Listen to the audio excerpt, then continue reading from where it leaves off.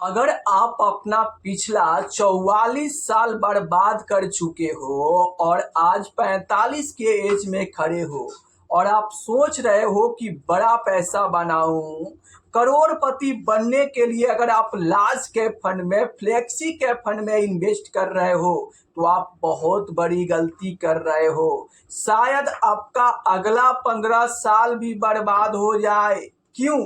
क्या कारण है? क्योंकि अगर आप करोड़पति बनने के लिए large cap, flexi cap fund में इन्वेस्ट कर रहे हो तो आप बड़ी गलती कर रहे हो। कारण ये है कि लार्ज कैप फंड का, फ्लेक्सी कैप फंड का एवरेज रिटर्न देखोगे तो ये 11 से 12% का है। इक्का दुक्का फंड का तगड़ा रिटर्न छोड़ दो कि पराग पारिक ने 17 से 18% दे दिया है, एचडीएफसी ने 17% दे दिया है। इक्का दुक्का फंड का रिटर्न छोड़ दो, आप यहाँ पर लार्ज कैप फंड का एवरेज रिटर्न देखो, फ्लेक्सी कैप फंड का एवरेज रिटर्न देखोगे तो 11 से 12% का रिटर्न है। और मान लो कि आप लार्ज कैप, फ्लेक्सी कैप में इन्वेस्ट कर रहे हो और 11 से 12% का रिटर्न मिलता है और आप 15,000 की एसआईपी 15 साल तक भी करोगे तब भी आपका पहला 1 करोड़ नहीं बनेगा और आपका टाइम बर्बाद हो जाएगा और आप सीधे 60 की एज में पहुंच जाओगे। तो आपको क्या करना चाहिए? अगर आप अभी 45 के एज में हो और बड़ा पैसा बनाना चाहते हो तो आपको फ्लेक्सी कैप को, लार्ज कैप को लतिया कर अपने पोर्टफोलियो से बाहर निकाल दो। और बड़ा पैसा तभी बनेगा जब आप स्मॉल कैप, मिड कैप में इन्वेस्ट करोगे।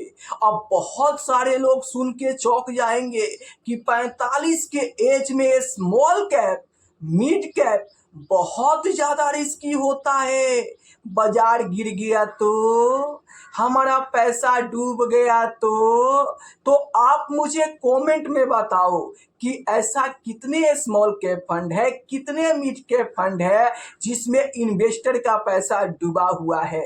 मैं आपको बताता हूं कि हिस्ट्री में ऐसा कोई भी स्मॉल कैप फंड नहीं है, कोई भी मिड कैप फंड नहीं है जिसमें इन्वेस्टर का पैसा डूबा हुआ हो। देखो, यही है small cap, mid cap fund तेजी में सबसे ज्यादा पैसा बनाकर देता है। फिर भी लोग स्मॉल कैप, मिड कैप को बदनाम करते हैं। क्यों? क्योंकि ये फंड गिरावट पे ज्यादा गिरता है, लेकिन वो भूल जाते हैं कि गिरावट बराबर अपॉर्चुनिटी होता है। जब जब स्मॉल कैप, मिड कैप में गिरावट होता है तो बड़े डिस्काउंट में, सस्ते एनएवी में यूनिट ज्यादा इकट्ठा करने का अपॉर्चुनिटी होता है। इसीलिए बड़े बड़े इन्वेस्टर तो गिरते हुए बाजार में ही पैसा इन्वेस्ट करते हैं। इससे फायदा ये होता है कि लंबे समय में उनको 1 से 2% का रिटर्न ज्यादा मिलता है और उनका गोल 2 से 3 साल पहले ही पूरा हो जाता है। तो अगर आप 45 के एज में तगड़ा पैसा बनाना चाहते हो तो स्मॉल कैप, मिड कैप की गिरावट से आपको डरना नहीं बल्कि मुहब्बत करनी चाहिए। जिस दिन आपको स्मॉल कैप, मिड कैप की गिरावट से मुहब्बत हो गई, आपको बड़ा पैसा बनाने से दुनिया की कोई ताकत नहीं रोक सकता है। क्यों? क्योंकि जब जब ये स्मॉल कैप, मिड कैप गिरता है तो आपको बड़े डिस्काउंट में, सस्ते एनएवी में यूनिट ज्यादा इकट्ठा करने का यहाँ पर अपॉर्चुनिटी मिलता है। और जब आप यूनिट ज्यादा इकट्ठा करके रखते हो और जब गिरावट का दौर खत्म होता है, क्योंकि आपने देखा है 2008 जैसी बड़ी गिरावट के बाद, कोरोना काल जैसी बड़ी गिरावट के बाद भी मार्केट ने यहाँ पर रिकवर किया है। आप सोचो कि बहुत सारे लोग कोरोना काल में म्यूचुअल फंड्स को बेचकर भाग गए थे, लेकिन जो लोग इन्वेस्टेड रहे थे वो लोग बड़ा पैसा बनाए थे। तो आप स्मॉल कैप मिड कैप की गिरावट से ना डरे, बल्कि गिरते हुए बाजार में ही बड़ा पैसा बनता है। और इसीलिए बड़े बड़े लोग बाजार में निगेटिव न्यूज लाकर, बैड न्यूज लाकर बाजार कर गिराते हैं और सस्ते में ज़्यादा खरीदारी करते हैं। क्यों? क्योंकि इससे उनको ज़्यादा फायदा होता है। आप अपने मोबाइल के गूगल में जाके सर्च करना कि इस गिरते हुए बाजार को, जैसे कि अभी ट्रंप साहब टैरिफ को लेकर इंडिया, यहाँ पर अमेरिका और ईरान को जो वार चल रहा है, इसके बीच गिरते हुए बाजार से ट्रंप साहब ने पैसा कितना छापे हैं, आप चाहो तो गूगल पर जाके सर्च कर सकते हो। तो मेरे दोस्त, जब बड़े बड़े लोग गिरते हुए बाजार से ही पैसा बनाते हैं, तो आप इस गिरावट से क्यों डरते हो?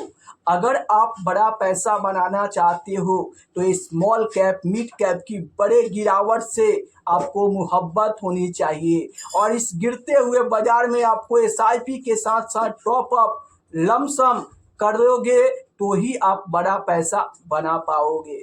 तो चलिए, अगर आप 45 के एज में खड़े हो और बड़ा पैसा बनाना चाहते हो तो आप स्मॉल कैप मिड कैप में इन्वेस्टमेंट करो और ये नॉर्मल एसआईपी भूल जाओ।